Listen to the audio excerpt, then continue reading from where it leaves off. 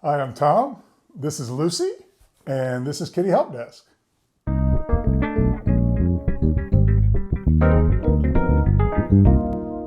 So today I'm going to walk you through how to get a good weight measurement for your cat and do it in a way that doesn't bother your cat or make them feel put upon in any way, because there are lots of medical procedures that if we just took the time to understand what it is about them that stresses a cat out, then we could avoid that stress and they'd be happier, we'd be happier, we wouldn't have claw marks all over us or whatever the consequences are. And everybody would just benefit together. So this is just a real quick video to show you how you can do something as simple as weighing your cat and get away with it without any stress on anybody. So the first thing that you need is a cat. So here we have a cat. Right, Lucy? And the next thing we need is a small, medium-sized box that the cat will fit inside. This is just a shipping box from something I got in the mail. And then what we need is we need a postal scale. So I have this one. It was made by AWS, a little LCD screen, and this is just a standard postal scale. One thing you're going to notice on a scale like this is that the LCD screen is angled up because they assume you're going to put something flat on here and you're going to be looking down at it. We're going to be kind of looking at it this way, and it does make it a little bit harder to read, but not impossible. So there are a variety of scales. If you know you're buying the scale primarily to use with your pets, then you may want to choose accordingly. There's a button that's on a lot of these scales that says tare, T-A-R-E. And that button is what you use to zero out the scale when you have something on the scale that's part of the measurement, but you don't really want to measure it. So for example, in this case, I'm going to turn it on, and Miss Lucy is going to help me. We're going to put the box on the scale without the Lucy. And the box is 0.43 pounds, which is kind of surprising. I'm surprised it weighs that much. 0.43 pounds. So whatever we need to do to get rid of that 0.43 pounds out of our measurement of Lucy, we can either subtract it or we can press that tare button, and that will zero out the scale with the box on it. Now, the next thing we need to do is we need the cat inside the box. And it's going to be a lot easier on the cat if the cat gets into the box willingly. And that's where treats come in. So when we have a treat that the cat wants, right, Lucy, do you want a treat? Okay. Why don't we get in the box and get the treat? Good.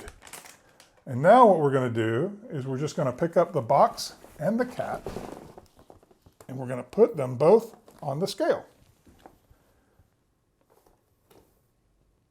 And if she moves around, it's going to change the reading a little bit. But Miss Lucy is 18.5 pounds, which is a fairly heavy cat. And now we're going to take the cat off the scale. And if we want her out of the box, we just give her a treat. Now, she's gone through that procedure, and all she remembers is she got treats, right? And she associates the treats with this box and being up here on the table and being with me, and these are all good associations. So we can do that anytime we need to handle her. Maybe put her in the carrier. We can lead her in with a treat.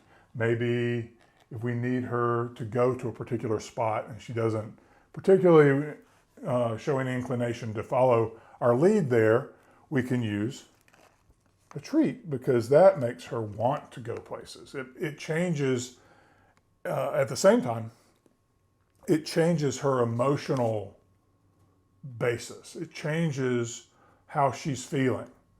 A treat or two can ease the mind of a stressed cat. It can also make a cat feel very happy and content and cared for. Because food is really the primary motivator in the world for most animals. They have to have it. They have to have it every day. And so evolution has chosen animals to survive that obviously eat enough to survive. So I'm going to show you an alternate method for doing this. This one is a little bit harder because this box is so large and the scale is so small. But if your scale is larger, then you could get away with this. And that is to put the box on the scale first.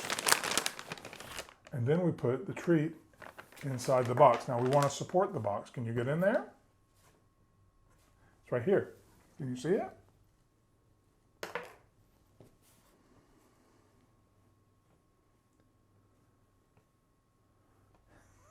No, you just smell it on my hand. Okay. You are a big girl. You can get in there. Good. Go on up. Good. So that's the other little trick, is to tap on the back of her shins and she will lift her legs on up in there. And I can clearly see 18.49 pounds on this particular scale. Now, if this is uneasy, it's going to freak her a little bit, and that was my mistake. But a little treat will make that feel better right away. Right, Lucy? Which isn't to say that treats are necessarily equated to positive feelings. I mean, there's a kind of a bad rabbit hole you can go down with that kind of thinking. But in a case where we really need to get something done with our pets, then the use of treats is really the least invasive way of doing that. So that's all for now. Thanks for watching. Please like and subscribe, just like Lucy here, and I'll see you next time.